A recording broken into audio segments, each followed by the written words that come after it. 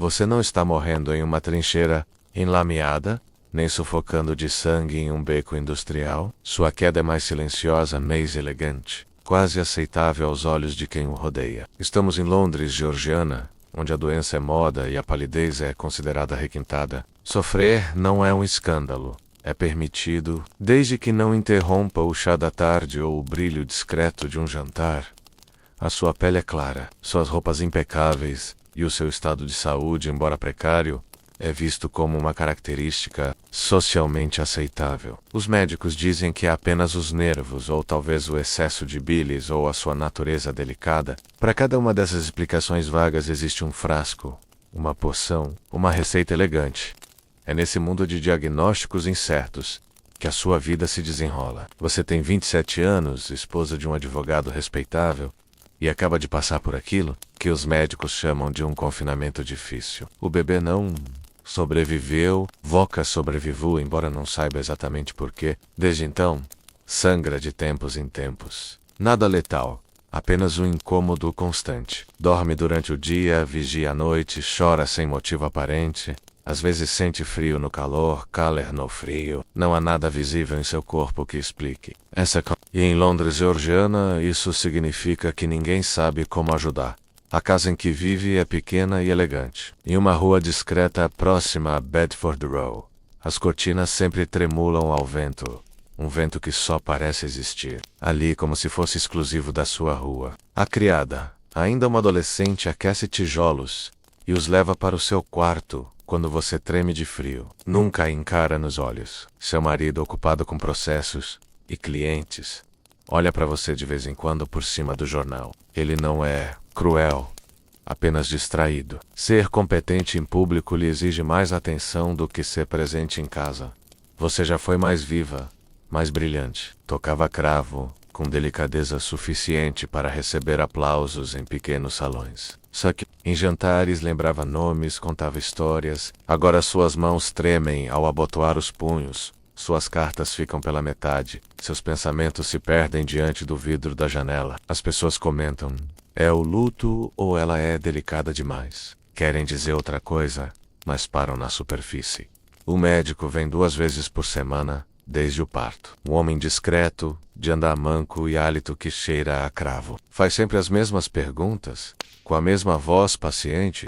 Dorme bem à noite, alimenta-se. Algum pensamento de natureza imprópria. Suas respostas variam entre não muito, um pouco, não. Ele anota em seu caderno e recomenda mais caldo quente. Na semana passada sugeriu sanguessugas. E você aceitou. Aceita tudo. Mesmo assim, continua a sentir-se frágil, como se o ar passasse através de você, em vez de contorná-la. Essa é a dor que não tem nome. Não fere como uma lâmina, mas se instala como um fantasma doméstico que a acompanha de um cômodo a outro. Em Londres, Georgiana, dores femininas sem explicação recebem nomes vagos: histeria, nervos, melancolia. São rótulos que mais servem para silenciar do que para curar. E é nesse silêncio o silêncio das casas, dos médicos e das próprias palavras que não se encaixam menos que o próximo passo da sua vida será dado. Você acorda tarde. O corpo parece uma peça de porcelana trincada. Não chega a se quebrar, mas vibra sob qualquer toque. A dor não é pontual. Às vezes surge baixa na lombar, outras atrás dos olhos, como se fosse uma nuvem. Vacant, dar nome a ela. Pressão, vazio, peso. Nenhum termo se ajusta. É uma dor que não fere, apenas insiste, como o próprio ar que se respira.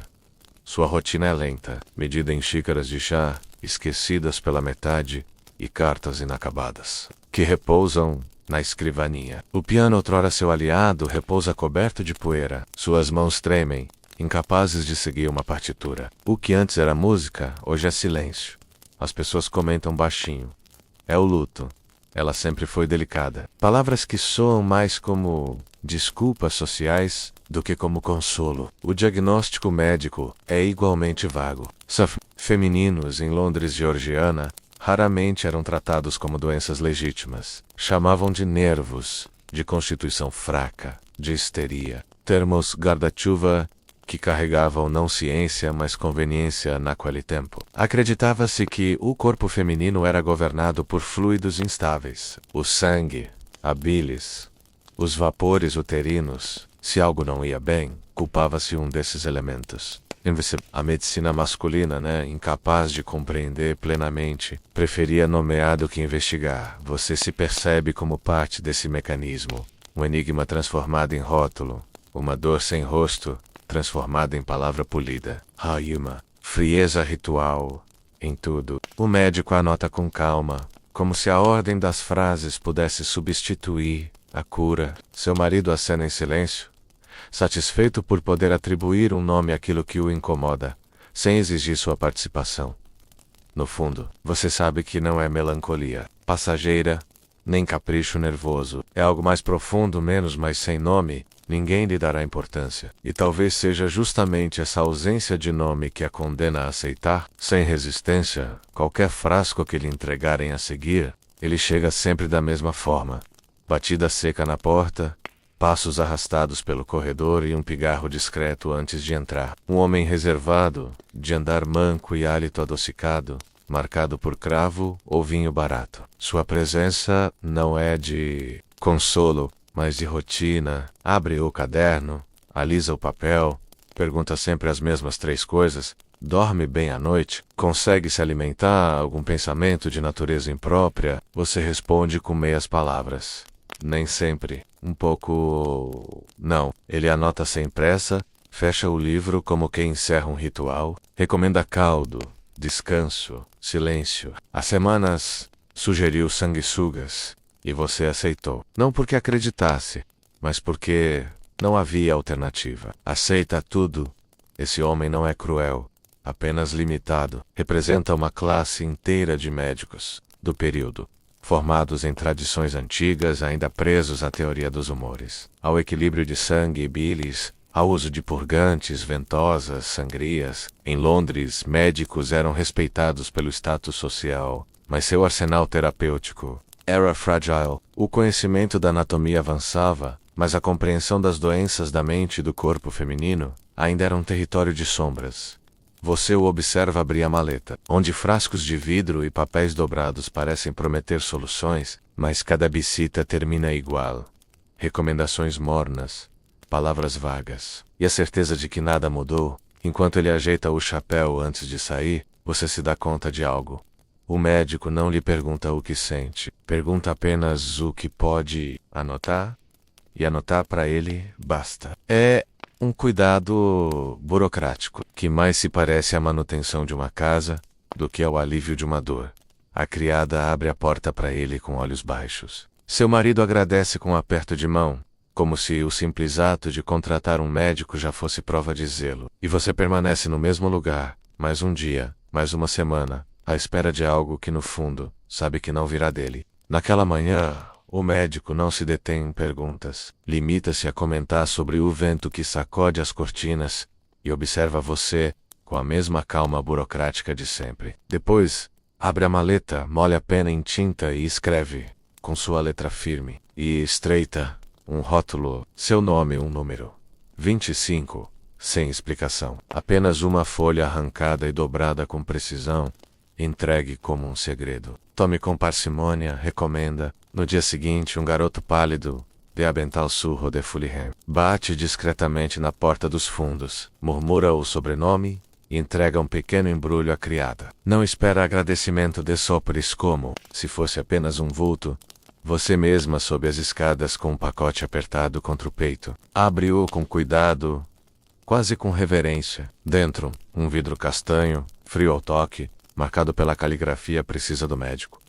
Senhora L, 25 gotas. Quando necessário, não há lista de ingredientes. Nenhuma explicação. Mas você reconhece o nome escrito em voz baixa menos láudano, o tônico, que todos conhecem sem falar abertamente. Uma mistura de ópio e álcool, elogiada por uns, temida por outros. Uma poção estrangeira, fascinante e imprópria, e ainda assim tão presente nas casas discretas de Londres. Lord Byron o exaltava Coleridge o usava para escrever. Dizia-se que estava em toda parte.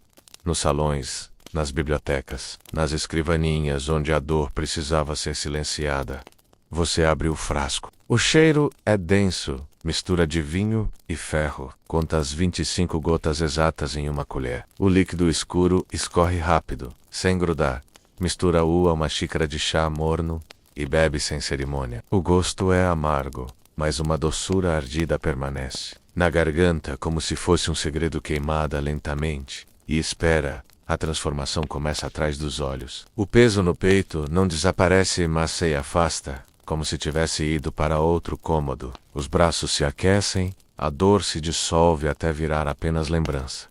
Sem perceber, você se deita. O travesseiro está frio, os lençóis têm cheiro de amido e descanso. Seus olhos se fecham sozinhos. Horas depois, desperta como se tivesse regressado de uma viagem longa, pela primeira vez em semanas, lembra do próprio nome sem esforço. O segundo chá tem gosto de chá, não de cinza. Até uma carta inacabada, esquecida na escrivaninha, consegue ser concluída.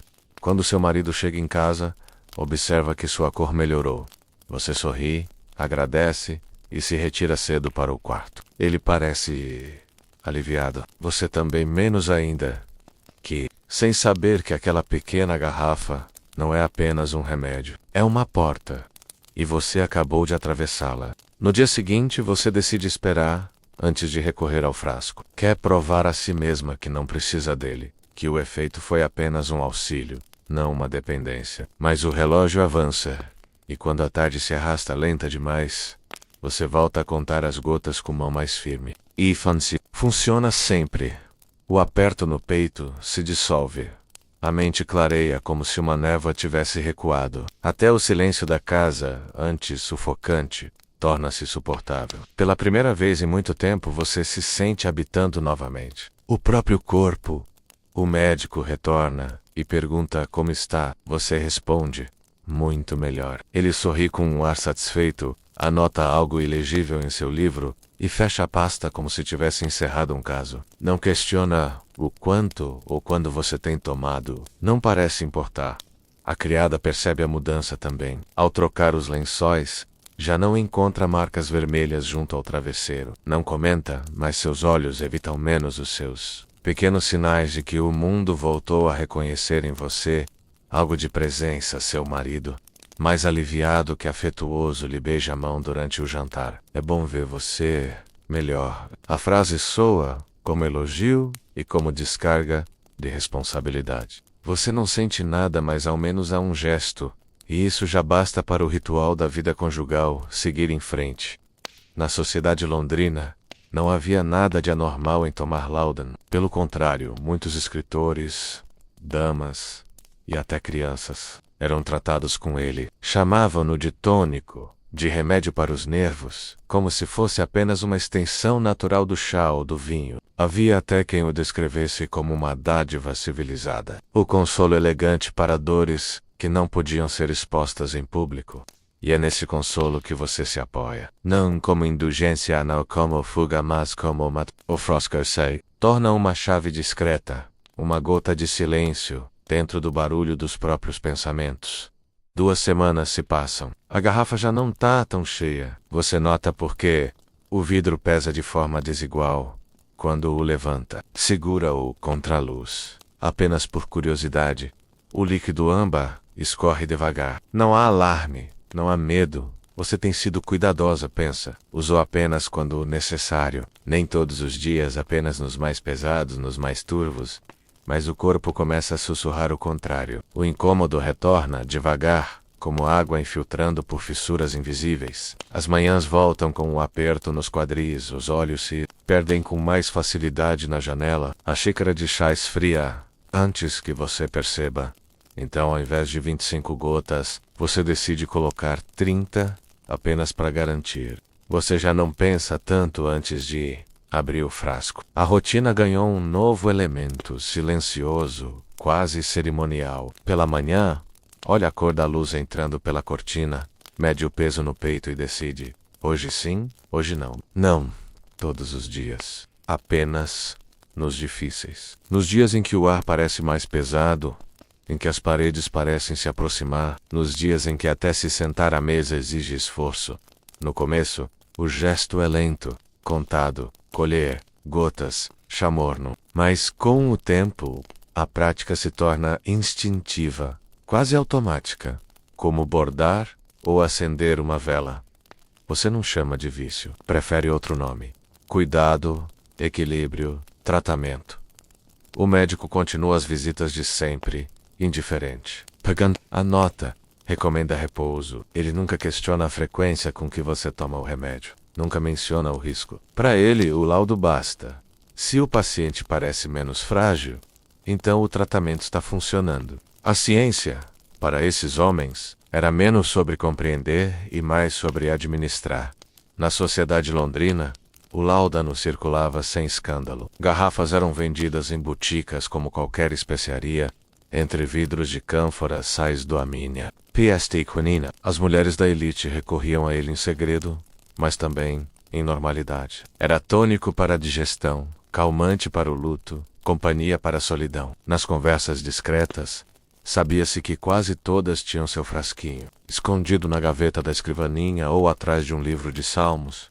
Você começa a se reconhecer nessa rede invisível. Não está sozinha. Faz parte de uma irmandade silenciosa de mulheres que encontram no vidro âmbar um espaço de sobrevivência, um recurso para enfrentar dias de ar denso e noites de insônia. O marido, satisfeito com o melhor aparente, não faz perguntas, vê seu rosto menos pálido, ouve respostas mais firmes, e isso basta. Na verdade, talvez prefira sim, uma esposa que sorri discretamente e não exige dele explicações ou afeto. O frasco não apenas alivia sua dor, mas o protege de cobranças. E assim, cada gota se torna menos uma exceção e mais uma engrenagem. O chá perde o gosto sem ela. O dia perde o contorno. O silêncio se torna suportável apenas quando filtrado pela doçura amarga do líquido.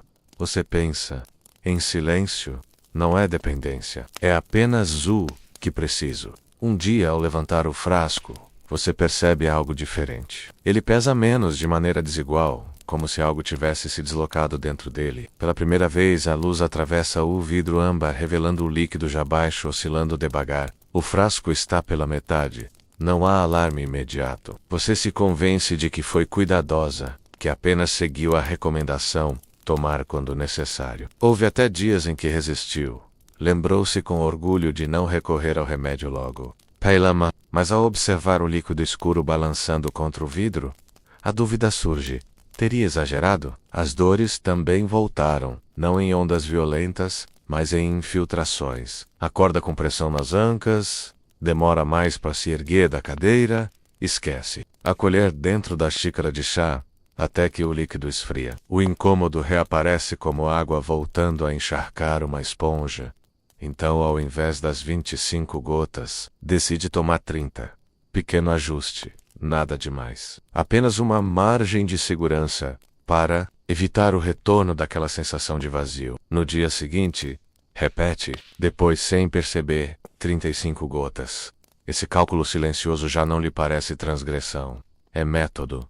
É prudência. Afinal, a medicina sempre foi questão de dosagem. Sangrias podiam ser mais profundas, purgantes mais fortes. Por que não algumas gotas a mais para manter o equilíbrio? Na Londres daquela época, mulheres escreviam em seus diários sobre esse mesmo dilema. Algumas anotavam doses com disciplina militar, outras admitiam discretamente que haviam aumentado só um pouco. O láudano circulava nos bastidores da vida doméstica.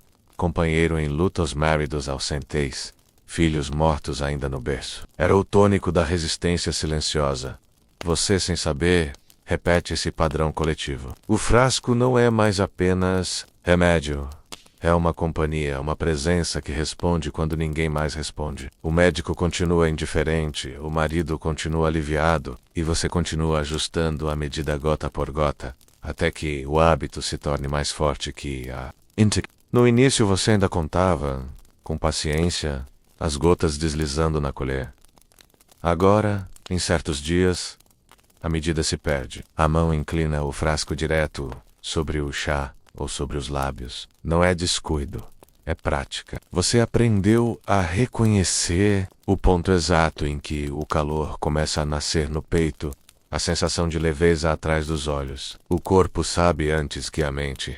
Às vezes, nem se lembra se já tomou. Passa a tarde olhando para a chama da lareira apagada, só para descobrir que o tempo escorreu inteiro, sem registro. Em outros momentos encontra um livro marcado várias páginas adiante, sem memória de tê-las lido. É como se sua vida tivesse se tornado uma sequência de espaços em branco entre as doses. O marido nota, mas não comenta. Talvez prefira o silêncio, talvez nem queira saber. Sua tranquilidade aparente o exime de perguntas. Para ele, o problema está resolvido. Já a criada mais atenta percebe o padrão.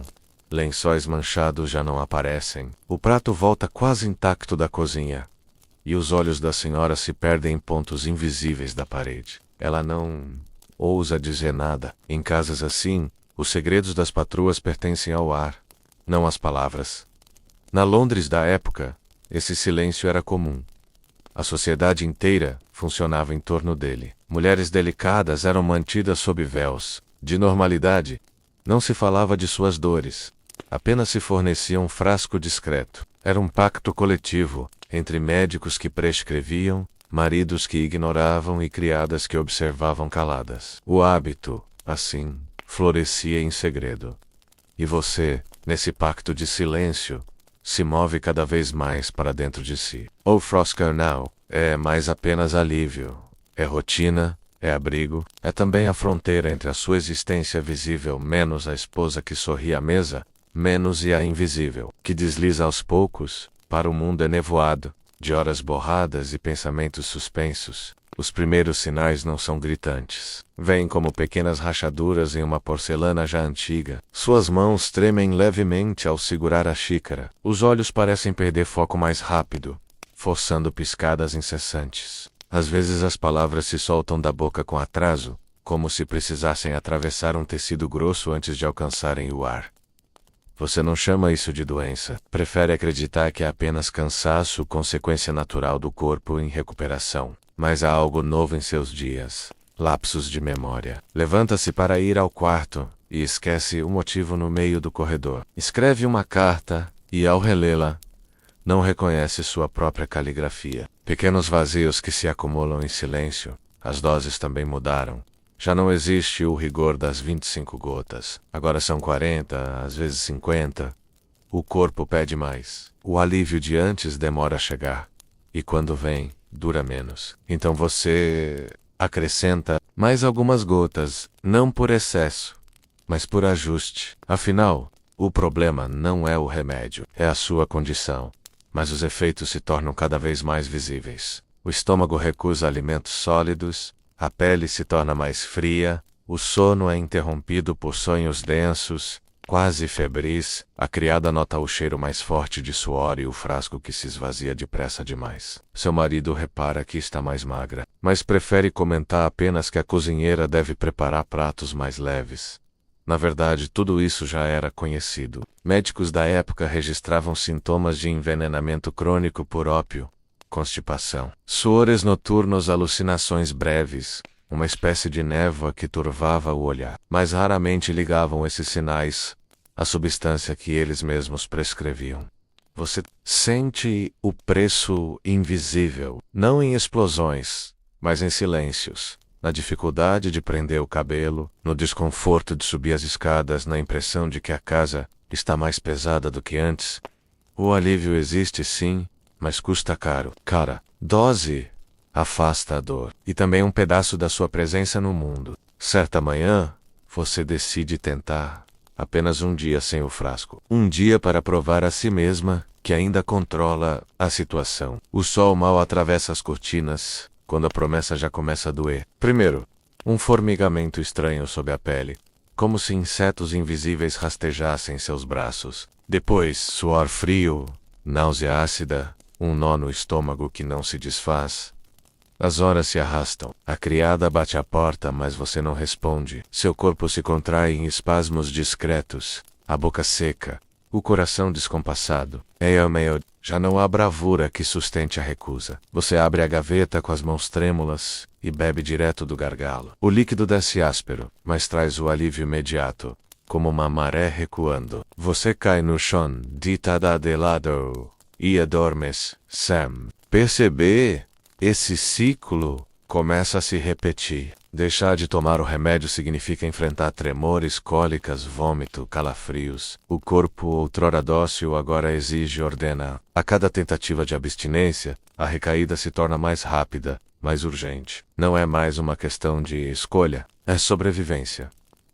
Na Londres do século XIX, os médicos chamavam isso de sensibilidade prolongada ou fraqueza de nervos. Evitavam o termo vício. A palavra carregava estigma moral, e admitir que senhoras respeitáveis estavam dependentes de ópio era arriscar a reputação de famílias inteiras. Assim, a abstinência nunca era tratada como consequência do remédio. Era atribuída ao corpo frágil da mulher, à sua natureza impressionável.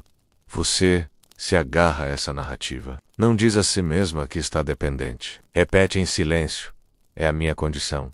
Estou apenas ajustando as doses. Estou apenas cuidando de mim. Mas à noite, quando o suor escorre e a dor volta mais forte do que nunca, você sabe, não é mais o remédio que obedece ao seu corpo. É o seu corpo que obedece ao frasco. A casa agora parece feita de sombras. O relógio bate as horas, mas você raramente percebe quando o ponteiro avança. Fica sentada diante da lareira apagada, olhando para as brasas frias como se ainda houvesse fogo. Os dias passam em pedaços, desconexos, costurados apenas pelas doses que você toma. Seu marido pouco fala. Pergunta superficialmente se dormiu bem, se está mais corada, e volta para o jornal ou para os processos. É um silêncio conveniente, que evita perguntas e sustenta a aparência de normalidade. A criada também aprende a falar menos. A Pin entra, ajeita os lençóis, recolhe os pratos quase intactos e se retira. Mas seu olhar, mesmo baixo, denuncia que ela sabe mais do que diz. O frasco é seu confidente. Você o segura na mão como quem segura um amuleto. Sabe onde está mesmo. De olhos fechados, às vezes esconde-o em diferentes lugares. Na escrivaninha, atrás de livros, no guarda-roupa, mas sempre acaba reencontrando, como se ele tivesse vida própria. Os efeitos já não são brandos. Suas mãos tremem ao costurar, sua visão falha. Nas bordas, as palavras escapam da boca em frases quebradas. Ainda assim, ninguém comenta. Na Londres vitoriana, o silêncio era um pacto social. Maridos preferiam a conveniência de esposas dóceis. Médicos anotavam diagnósticos vagos. Criadas mantinham segredos para não comprometer seus empregos. A doença assim não se tornava escândalo menos apenas um fantasma doméstico. Você se move dentro desse pacto. A cada gota afasta a dor, mas também se apaga um pouco mais. A rotina se reduz a gestos automáticos. Levantar, medir, beber, sentar, esperar. O mundo ao redor continua menos carruagens passando na rua, vizinhos indo à missa, crianças correndo. Mas você permanece imóvel como se estivesse em outra dimensão, separada por uma fina película invisível. E nesse silêncio, você descobre algo terrível. Já não é apenas a dor que teme, é o vazio que surge quando o frasco sai. Não há gritos, não há cenas dramáticas. Sua vida vai sendo retirada como a luz de uma vela que arde lenta demais. O frasco agora já não traz clareza. Apenas prolonga um estado enevoado, em que horas e dias se confundem. Volker continua, se levantando, vestindo-se com a ajuda da criada, respondendo em frases curtas, mas cada gesto é mecânico, como se outra pessoa os executasse em seu lugar. Seu marido decide, sem consultar você, que é hora de levá-la a um lugar mais apropriado. Conversa em voz baixa com o médico, como se tratassem da manutenção de um imóvel. A palavra asilo não é dita, mas, para Noah, a explicação oficial será mais suave: caça do repouso, tratamento para os nervos, um tempo de tranquilidade. Você apenas acena com a cabeça. É mais fácil do que contestar. Poucos dias depois, uma carruagem para diante de sua porta. Oh, cochera, não olha em seus olhos. A criada arruma discretamente suas roupas em um baú. O frasco, seu companheiro silencioso, já desapareceu, retirado sem aviso, como se nunca tivesse existido. Você desce as escadas de braços dados ao marido. Ele não a segura com carinho, mas com firmeza, como se conduzisse um dever. Escrevo no fim de semana, promete, sem olhar diretamente para você. O portão de ferro se abre para um edifício. Sóbrio, sem adornos, janelas estreitas, cortinas péssodas, o cheiro de lã úmida e lavanda. Uma enfermeira sorri com a prática de quem já recebeu dezenas de mulheres iguais a você. Chama-o de lar, de descanso. Mas você percebe a semelhança com asilos e hospitais, silêncio excessivo, passos controlados, vozes baixas. Ali dentro, os dias se repetem como molduras vazias. Mulheres sentadas diante do fogo, olhos perdidos em chamas que já não aquecem. Algumas murmuram para ninguém, outras tecem linhas que nunca completam. Todas partilham o mesmo destino, serem esquecidas. E assim, seu nome vai sendo apagado. Não aparece em livros, não será lembrado nos sermões da paróquia, nos registros oficiais a causa da morte. Anos depois, será apenas uma palavra seca, exaustão. Não haverá funeral público, nem luto prolongado. Seus objetos serão guardados em caixas e depois descartados. O marido, discreto, se casará novamente. A criada encontrará outro emprego. O médico continuará a anotar nomes em seu caderno. Você terá existido sim, mas apenas como uma sombra de silêncio, uma vida dobrada para dentro de si mesma, apagada gota a gota por um frasco âmbar. O médico nunca a trata como alguém que sofre de uma doença concreta. Para ele, o que acontece em seu corpo é apenas reflexo de uma natureza delicada. Os nervos, diz, com um aceno vago, essa palavra é tudo. Diagnóstico, sentença e desculpa. Na Londres do século XIX, a medicina feminina estava presa a conceitos herdados da antiguidade. Acreditava-se que o útero tinha influência direta sobre a mente. A histeria, literalmente doença do útero, era usada para explicar dores difusas, insônia, choro súbito, palpitações. Não importava se a origem fosse física ou emocional. Sempre se resumia a uma questão de nervos frágeis. Para as mulheres, a medicina funcionava como um tribunal de silêncios. Quando não havia feridas visíveis, restava apenas o rótulo: melancolia, nervosismo, constituição débil. Os homens estudavam anatomia em corpos de criminosos e pobres, mas a experiência feminina era mantida à sombra. Dores pós-parto, perdas gestacionais, lutos internos, tudo era tratado como sintomas de uma sensibilidade excessiva. Você se encaixa nesse quadro sem resistência, não porque acredite, mas porque não há outra saída. É mais fácil aceitar o rótulo do que lutar contra ele. O médico repete que precisa de repouso, do menos estimulos, de leituras leves. Seu marido concorda. E, assim, a explicação ganha autoridade. Sua dor, sem nome, se transforma em disciplina social. Você deve ser calma, dócil, silenciosa. Na medicina dos nervos não cura, apenas acomoda. Transforma a vida em uma narrativa previsível, onde cada mulher é reduzida à mesma condição. E enquanto as anotações do médico preenchem páginas em seu caderno, você continua ali, dobrada para dentro de si, esperando que alguma palavra seja capaz de conter o vazio que cresce. A garrafa âmbar que descansa em sua escrivaninha não nasceu apenas da pena do médico nem do balcão de um boticário. Ela carrega consigo o peso de impérios. Cada gota escura contém um pedaço das rotas marítimas que ligam Londres a Cantão, da prata que fluiu da Índia para a China, das guerras silenciosas travadas em portos distantes. O ópio que alivia era, ao mesmo tempo, motor da riqueza britânica e veneno da vida doméstica. O Império Britânico sustentava seu poderio, forçando a China a abrir seus portos ao comércio da droga. Foram as guerras do ópio que garantiram esse fluxo, alimentando cofres e fábricas em Londres, Manchester, Liverpool e, enquanto marinheiros transportavam toneladas em navios da Companhia das Índias Orientais, pequenas farmácias londrinas recebiam barris que seriam transformados em frascos delicados, vendidos a damas, em busca de consolo. Há uma ironia cruel nisso. Enquanto políticos defendiam o comércio como necessidade econômica, dentro das casas vitorianas, o mesmo produto corroía lentamente corpos e memórias. A droga que escravizava povos do outro lado do mundo também aprisionava mulheres em quartos sombrios, entre cortinas e lençóis úmidos. Você não sabe desses detalhes, né? Não do tráfico ilegal, não dos tratados humilhantes impostos à China, nem dos lucros que financiaram mansões londrinas. Para você, tudo se resume a um frasco pequeno, embrulhado em papel pardo, entregue discretamente por um menino de avental sujo. Mas, ainda que invisível, o peso do império repousa em sua mesa de cabeceira, e cada vez que o líquido toca sua língua, é como se um pedaço do mundo distante fosse engolido junto.